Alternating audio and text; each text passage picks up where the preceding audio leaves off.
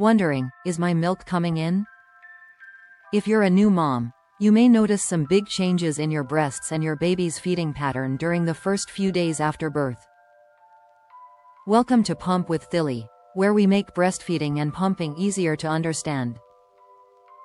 Lactogenesis 2 is the stage when your milk production begins increasing significantly, often called your milk coming in.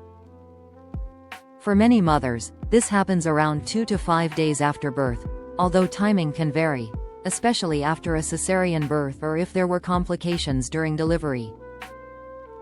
One of the most noticeable signs is that your breasts may feel fuller, heavier, warmer, or firmer than before.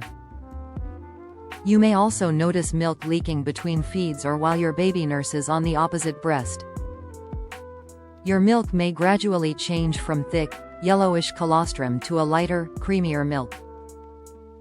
Another important sign is a change in your baby's feeding and diaper patterns.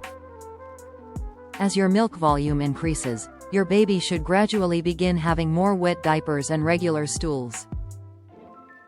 You may also hear more frequent swallowing during breastfeeding.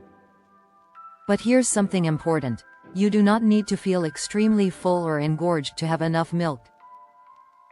Some mothers experience very noticeable breast changes, while others have a more gradual transition. Breast softness does not automatically mean low milk supply.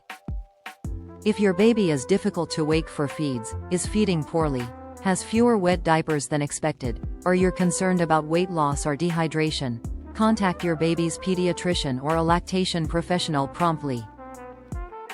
The best way to support milk production is frequent and effective milk removal.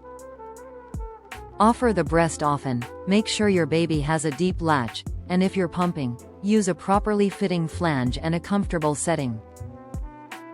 Remember, your body and your baby are learning together. The early days can feel confusing, but understanding what to expect can make the process much less stressful.